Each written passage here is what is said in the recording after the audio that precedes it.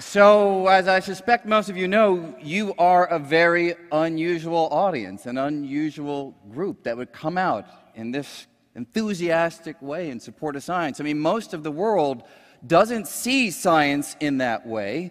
Most of the world doesn't see science as a story, right? Most of the world sees science as this collection of facts that they were forced to learn at some point in school and then spit it back on an exam, and they were all too happy to leave it behind after the exam was over. But of course, what could be more human than science, right? Science is about asking questions and observing, exploring the world to try to find the answers. And that's what we do, right? That's what we do since we are even little kids, right? There's so many stories that get that across, but let me just give you one to get things going. So, you know, my son, he's somewhere out here. He's 8 years old, somewhere out there. There he is, right there, yeah, good. Thank you. So, when he was about 4.5 years old, I was telling him a lot of bedtime stories, and I was really trying to put some science into the stories, right?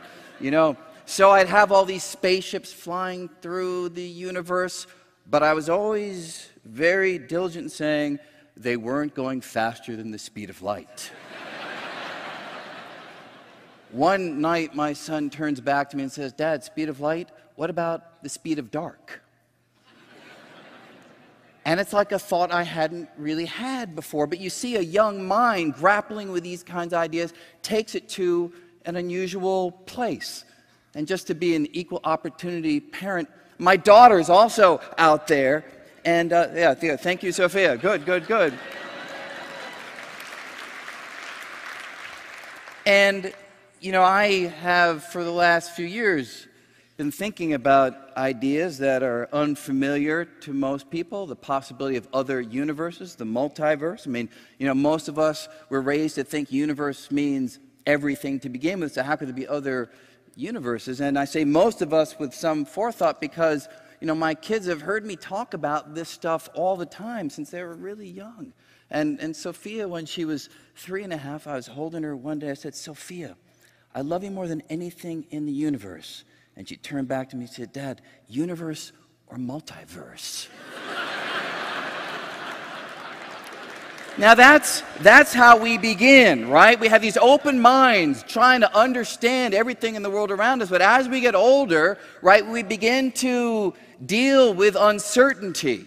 Like what Feynman was saying, how do you deal with a universe that you don't really understand? How do you deal with cutting-edge ideas that you don't even know if they're right or wrong because they're at the forefront and we haven't been able to test them yet? And I got a taste of how different people deal with that when I wrote The Elegant Universe back in 1999. It came out, you know, it appeared on Amazon, and as you all know, you know, Amazon is this wonderfully democratic approach where anybody can write a review of a book that they've read or haven't read. So a few days after the book appeared, you know, somebody wrote in and gave it 5 stars. I was happy, that was good. And then I read the review and they said they were so happy that someone finally had written a book on string theory that was accessible because they said it's so hard to criticize things you don't understand. And they went on to say that after reading the book, they felt string theorists a bunch of mathematical buffoons chasing their own tails, and finished by saying that the reviewer felt that the author, namely me, seemed to be about as happy as a pig in shit. And what the reviewer was trying to say is, when you don't know if ideas are right or wrong, as it is with some of these cutting ideas about string theory and other things, there can be a deep level of uncertainty. And how do you deal with it? Feynman found it invigorating. Others find it deeply uncomfortable. And that is a wonderful divide in terms of how one goes about exploring the universe. Okay, now for my story. In my final 2 minutes. I got 2 minutes left, right? Okay. So one quick story, a kind of personal story, not that personal a story, but a story about discovery. I mean, what we scientists live for are the rare moments when it all works, right? We're doing a calculation, and it all comes together. And this example is one that comes from a 1990s, in 1992 or so. I was at the Institute for Advanced Study at Princeton. And I was working with a couple colleagues, Dave Morrison, who's normally at Duke at that time, Paul Aspinwall, who's now at Duke as well.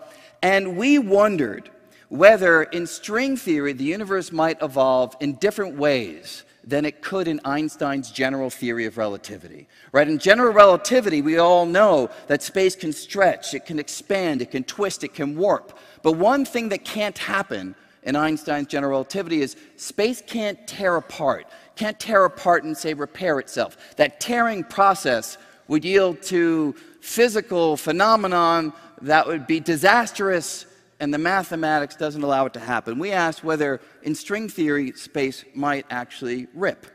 So we broke this problem into two parts. Dave Morrison and I tried to work out the mathematical calculation that would give us insight into whether or not this tearing process could happen.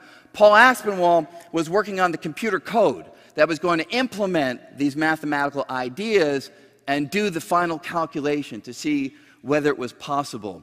And we phrased the calculation in terms of a physical parameter. You can think of it as the mass of a particle. We asked ourselves, if space ripped, would the mass of that particle smoothly change, or would it abruptly change in a way that would establish that that process was discontinuous, couldn't happen? So Morrison and I, we spent months working out the mathematics that needed to be plugged into the computer program. Paul had finished the program, was waiting for our results. It was a Friday night in the Institute for Advanced Study, quiet, right? It's a very quiet place at night. And we finished up, and we wanted to put it into the computer program. So Paul, who'd already gone home, he called him up and said, Paul, can you come back? You know, we finally got it. We can put it in, and we can hit the button and see whether this happens. And Paul said no. It was Friday night, he wanted to watch TV, and he wasn't going to come in. He said it can wait until Monday.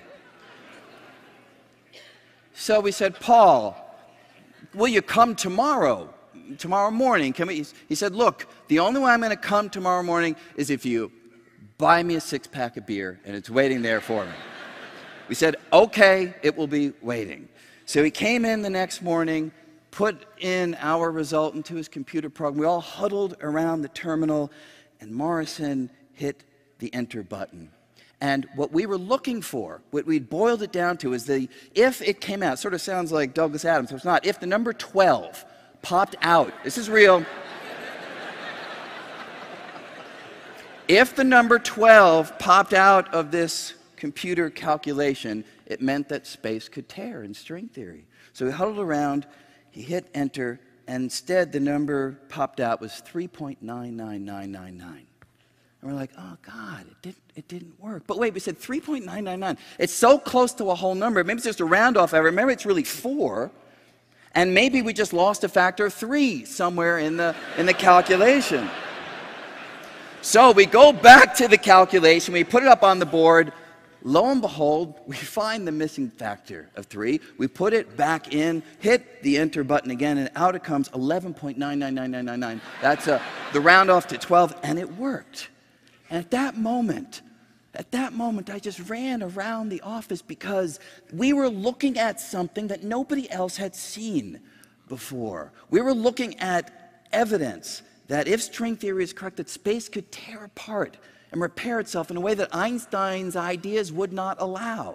It was this thrilling moment to look at this new phenomenon coming out of this research. And that is really what science is about. It's those moments where you're looking at reality and you're peeling away a layer that nobody else has been able to peel away before. And it's my strong feeling that we scientists, look, we have those moments rarely, a few times in a career maybe.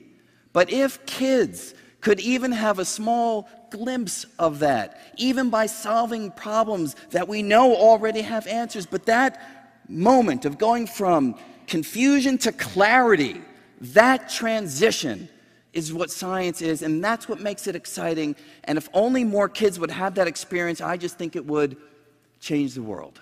Thank you very much.